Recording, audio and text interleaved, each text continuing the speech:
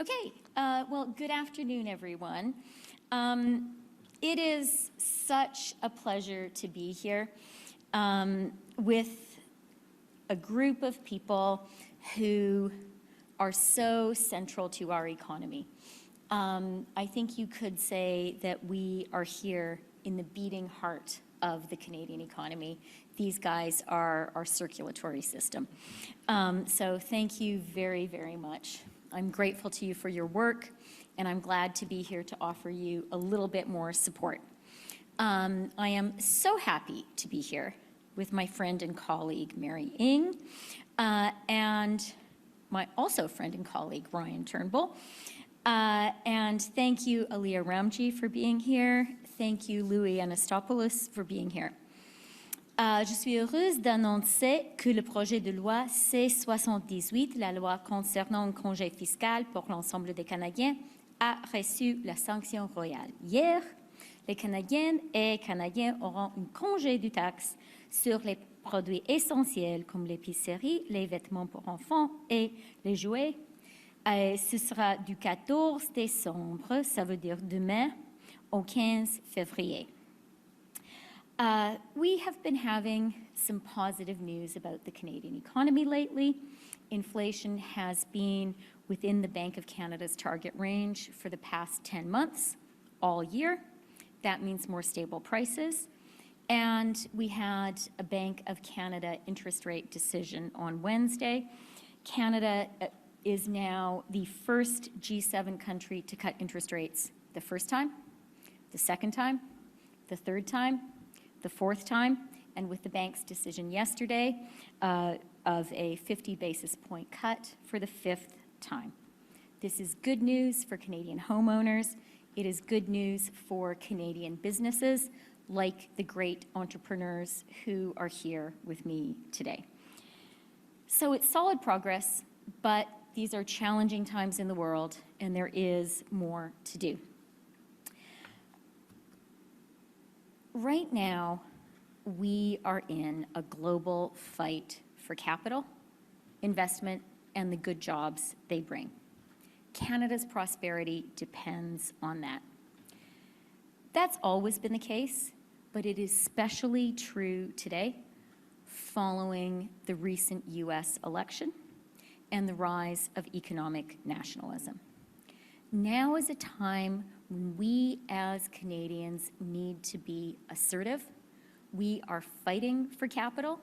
We need to own the podium and say, Canada is a great place to invest, and we are determined to get our share.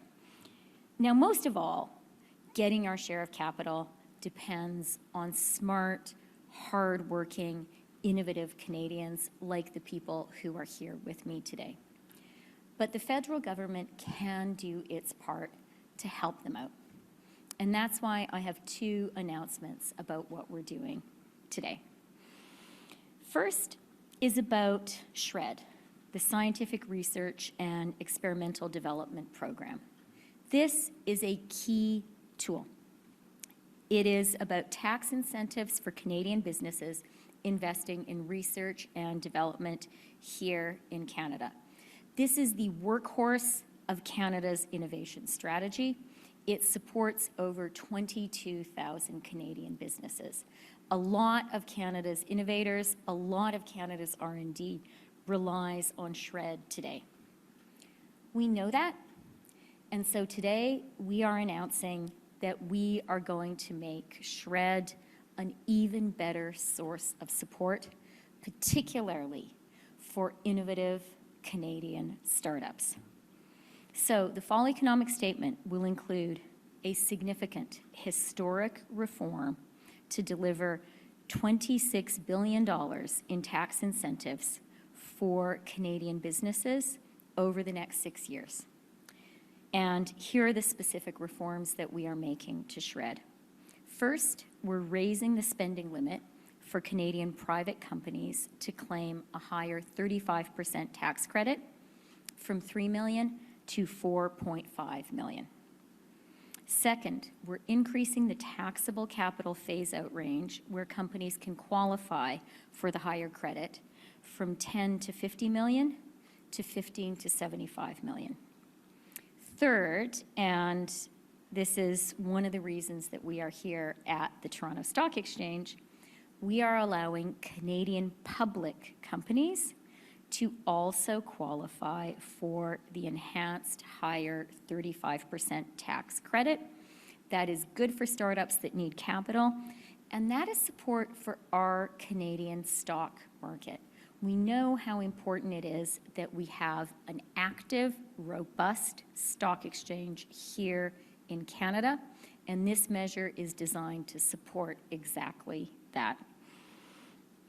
And finally, we are updating the SHRED program to allow businesses to claim capital expenditures again. This is reversing a cut to SHRED made in 2012 by the Harper government.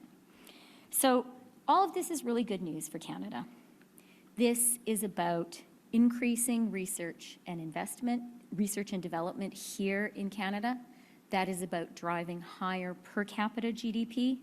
It's about creating more good jobs here in Canada.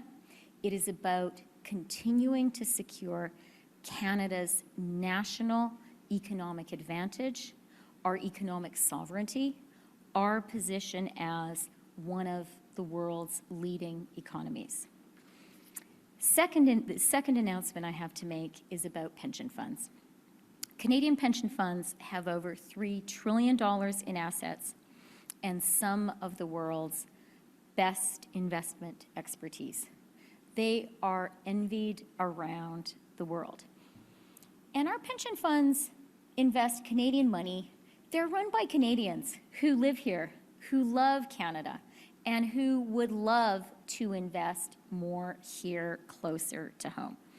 So working with Stephen Poloz, the former governor of the Bank of Canada, we have been really actively talking to our leading pension funds and looking for ways that we could create more opportunities for them to invest here in Canada to make it easier for them to do that. And we've come up with a set of measures that will also be included in the fall economic statement. Before listing them, I do really want to thank Governor Poloz. He has worked really, really hard on this. He has come up with smart, creative ideas, and I know he has been working very collaboratively and effectively with the leaders of pension funds because they've told me that. So, what are we going to be doing? First, we're launching the fourth round of the Venture Capital Catalyst Fund with an additional $1 billion. This is designed to crowd in pension fund investors and provide venture companies with the capital they need to scale.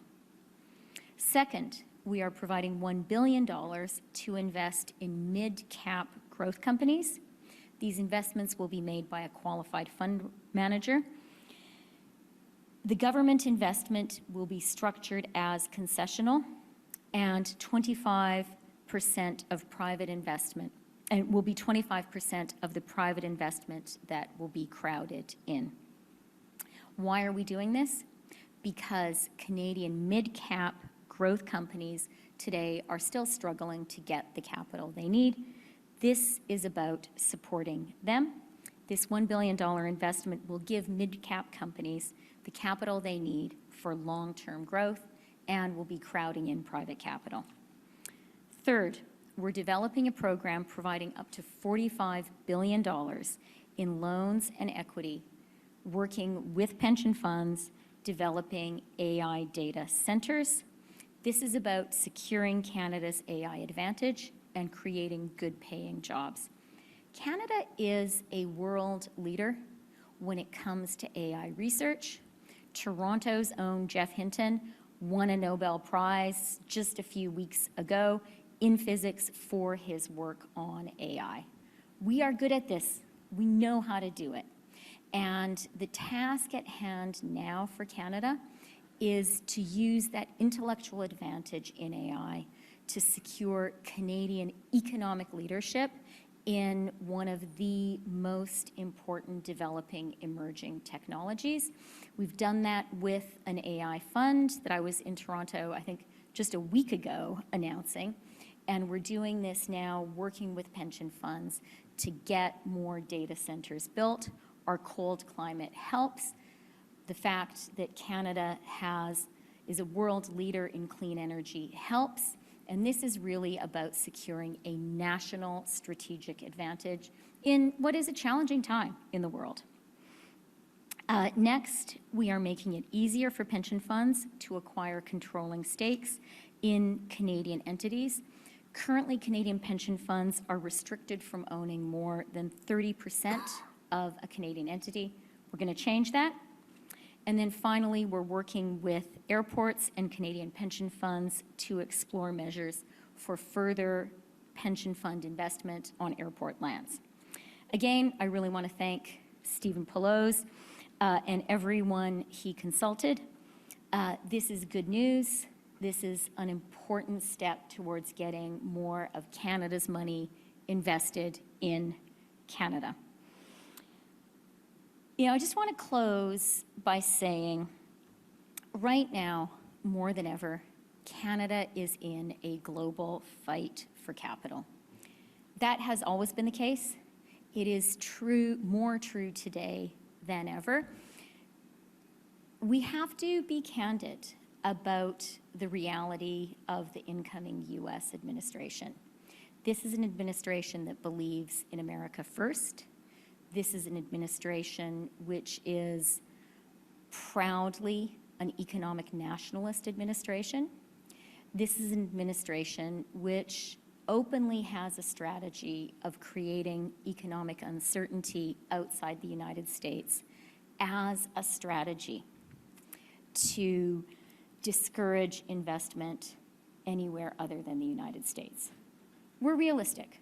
We recognize that that is the case. And what we're saying today, and I'll have more to say about this in the Fall Economic Statement on Monday, is Canada is going to fight for Canada. Our government is fighting for Canadian jobs. Our government is fighting for capital. And the measures I'm announcing today on SHRED and the pension funds are part of that. We'll have more to say about what Canada is doing to secure Canada's economic advantage, to secure capital, investment, and good jobs in the Fall Economic Statement. Les annonces d'aujourd'hui concernent la facilitation des investissements, des affaires et de la croissance au Canada. Ces investissements créeront plus de productivité et une croissance d'emploi. C'est l'élément central des énoncés économiques de l'OTAN et de notre plan économique. Nous savons que le Canada doit aujourd'hui travailler très, très fort pour attirer le capital, parce que c'est avec le capital, avec les investissements, qu'on créera de bons emplois pour les Canadiens et Canadiennes. Merci, et je cède la parole maintenant à ma collègue, la ministre Mary Ng. Over to you, Mary. And fortunately, Mary and I both use this step, so. True.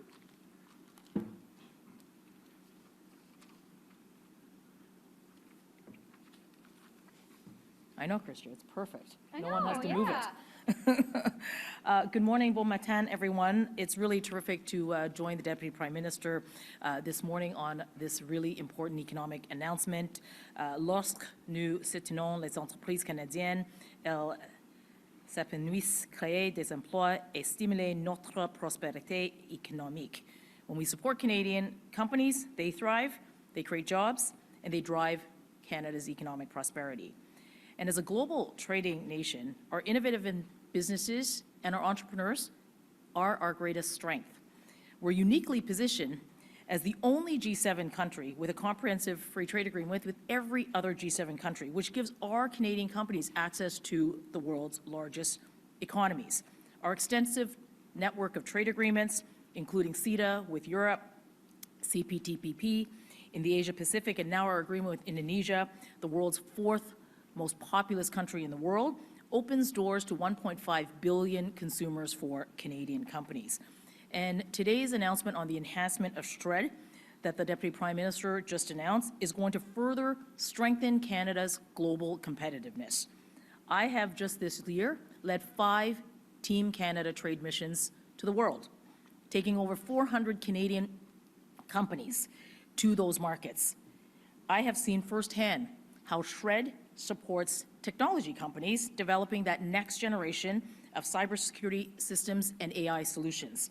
Clean tech innovators creating breakthrough processes to create critical minerals or low carbon energy.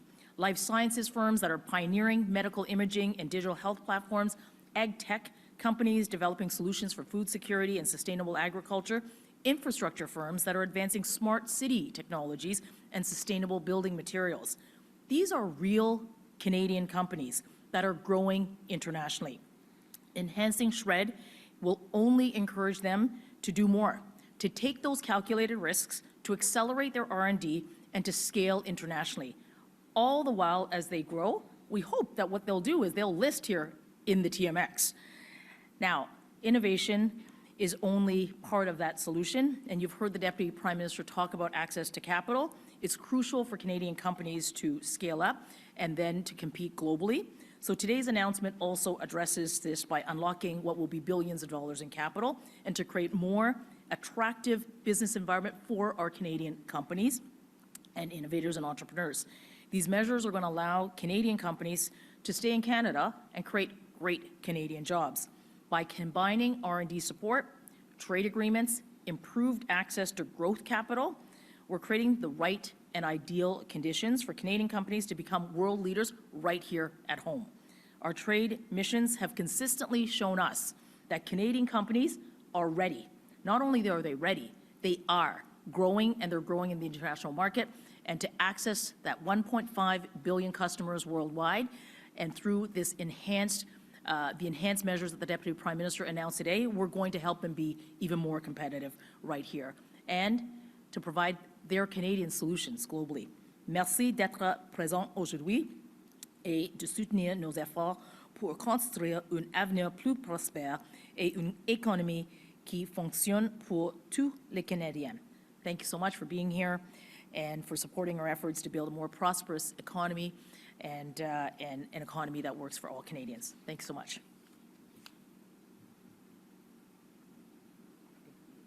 You don't want to use the staff? No, I'm great, thank you.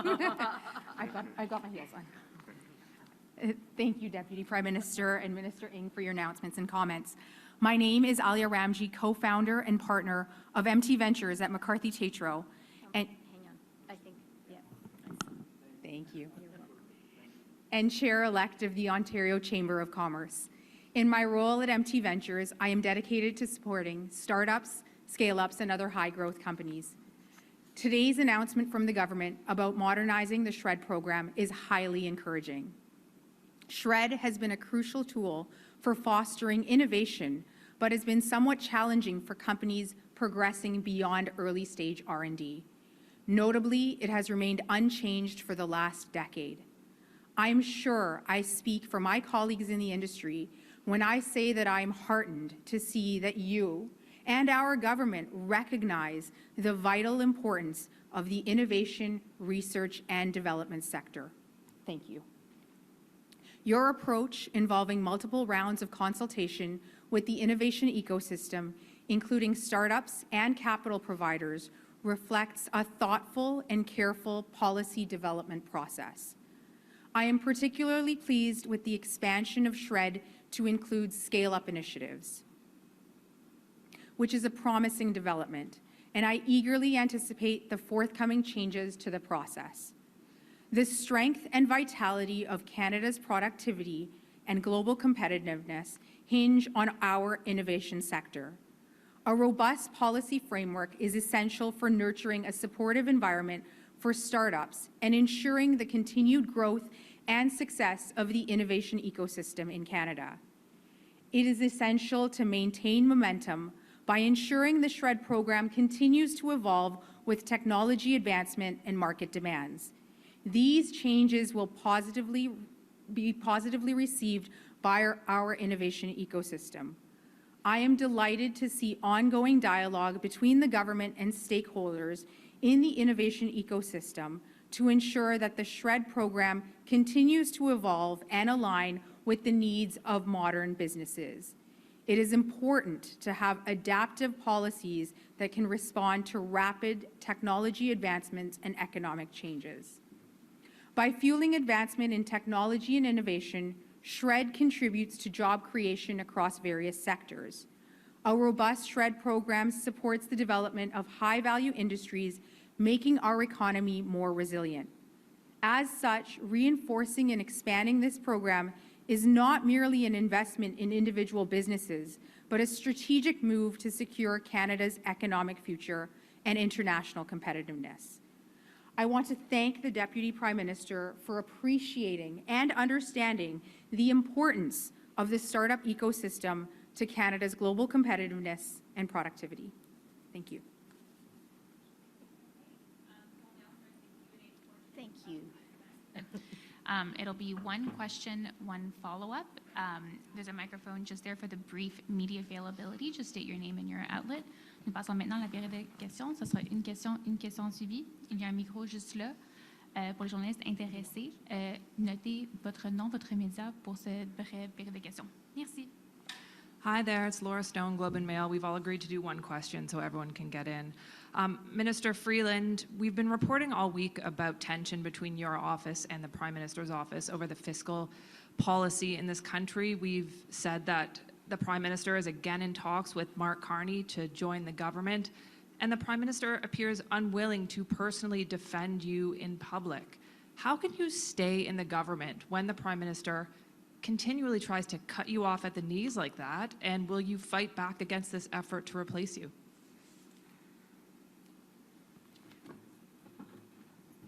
Well, thank you for the question. For me, it is a huge privilege that I do not take for granted to serve Canada and Canadians every single day. It's a big deal. There are kids here who went to school with my daughter who are great young innovators, and I'm really proud to be able to offer them something that will help their company. I'm proud and grateful to be able to serve in the cabinet of the Prime Minister, and I really don't spend a lot of time focusing on Ottawa gossip. My focus is on doing what I can to serve Canada and Canadians in what's a really challenging time for our country. Next question, prochaine question. Good afternoon. Jamie with City TV in Toronto. And you're welcome for the text support. Yes, thank you. Thank you very much. Yes, it saves the voice. Anyhow, real quickly, tariffs. We see people, premiers acting out of emotion, fear, and they're not confident in the message that's coming from Ottawa.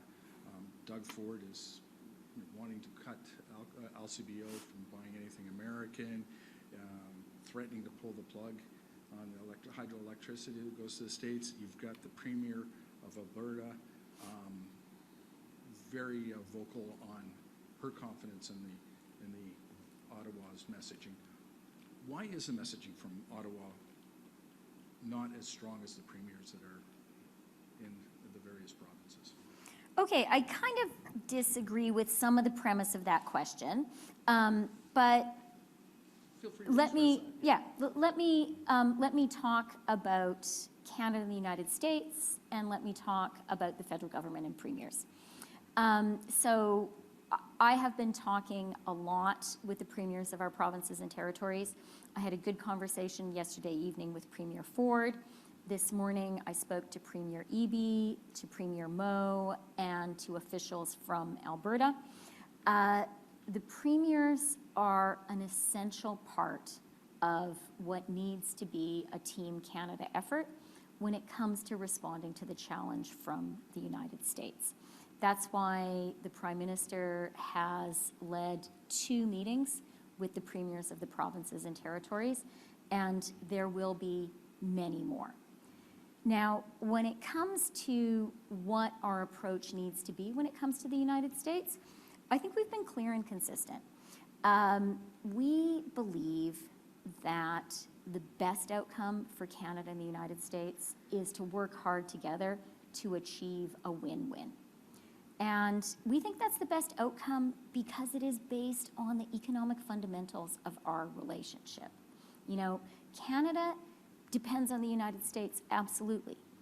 It's also true that the United States depends on us.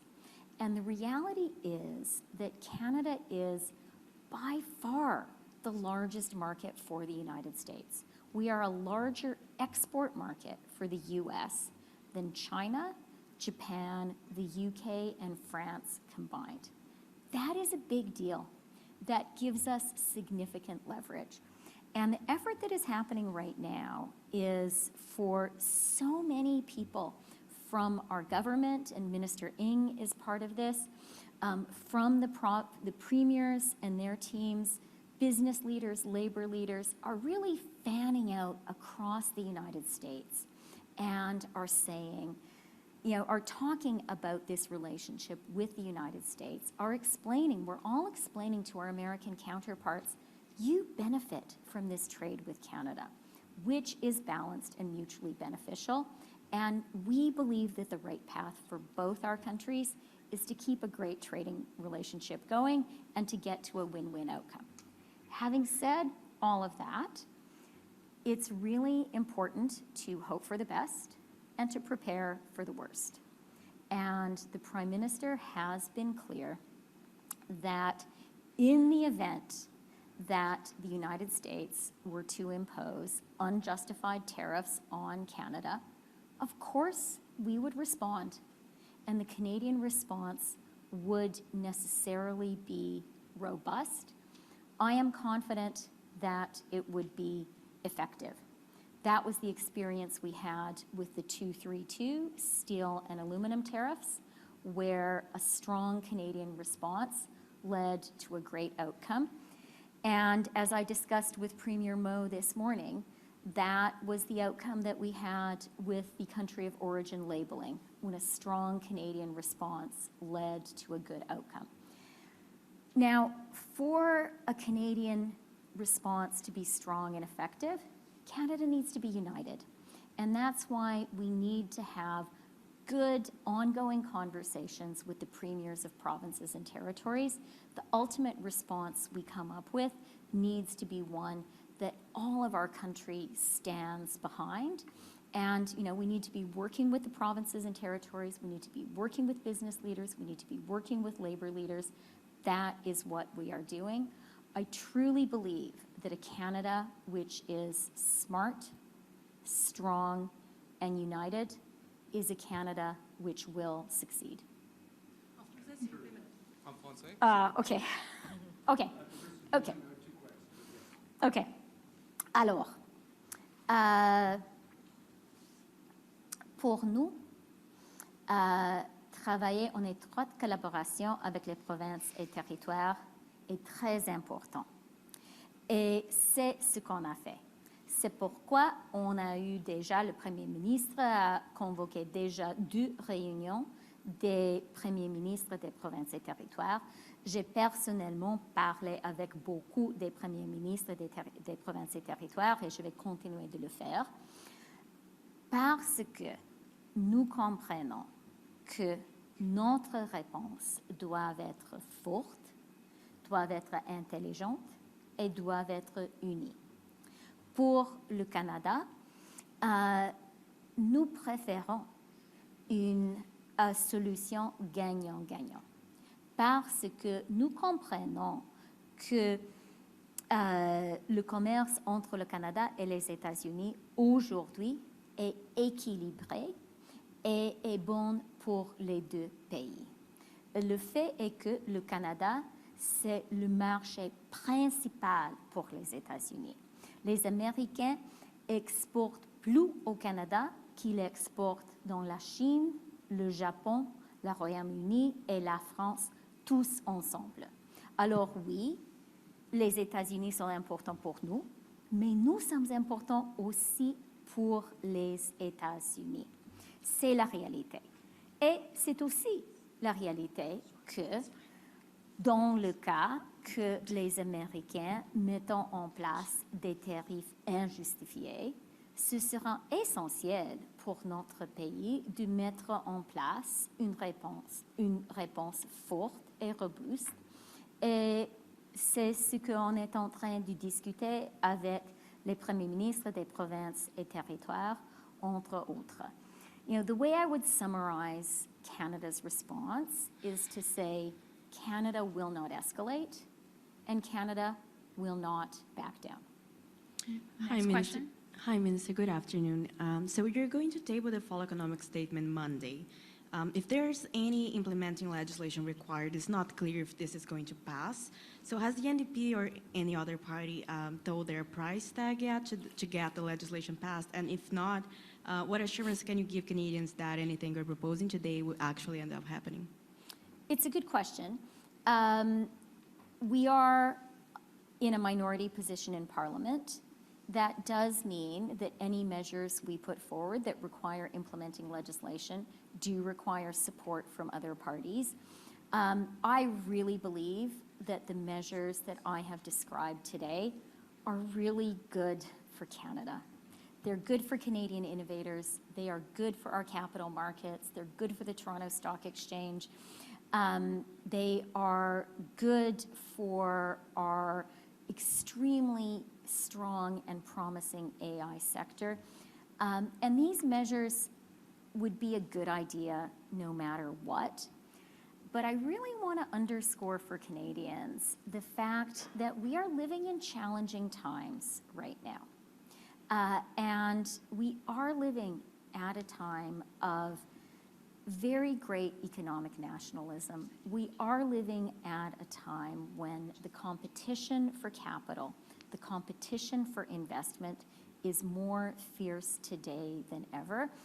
Canada cannot stand idly by. We need to be there and we need to be fighting for that capital, fighting for that investment, because that is how we fight for Canadian jobs and Canadian prosperity. And I really believe Canada has everything that we need to succeed. We have the world's smartest people. That is not an exaggeration. That is OECD data. We have a very strong technology sector. We have strong public capital markets. We build things in Canada. We have a strong manufacturing base. We have tremendous natural resources. We have a lot of power, whether it is oil and gas, hydro, nuclear. So we have all the ingredients to be a really successful economy and to be successful even in this challenging time. But we know that the government has a role to play in helping our innovators, in helping companies to scale up, and that's why we're putting these measures forward. I believe, particularly now, at a time of significant national peril, other parties in Parliament should not be looking at these measures as something partisan. They should see these measures as something that Team Canada needs right now, and so I hope everyone will vote to support them. Right. Last question. Last question, dernière question.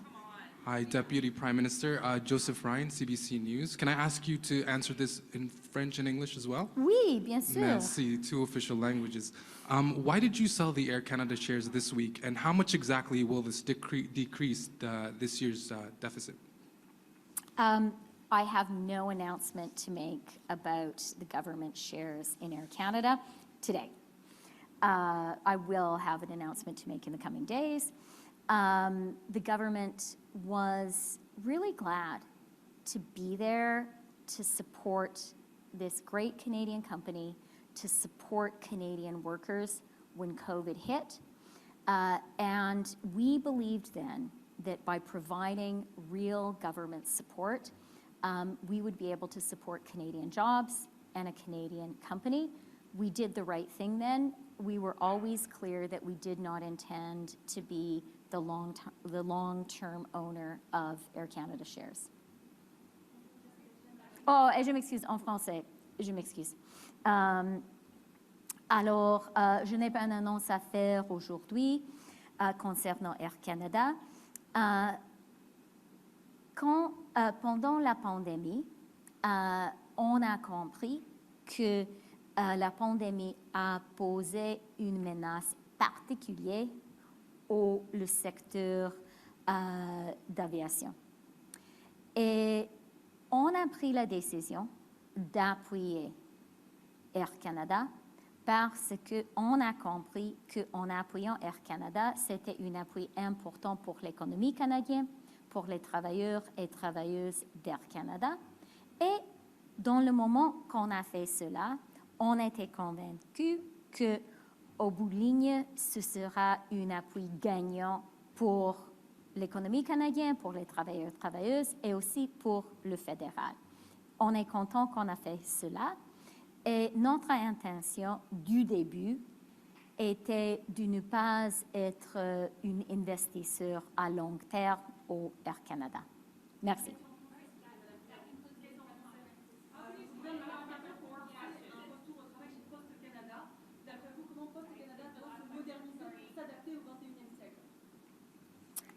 Merci pour la question.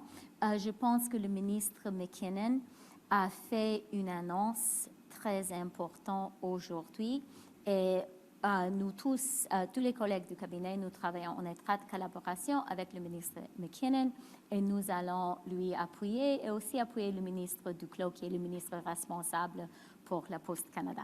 Merci beaucoup.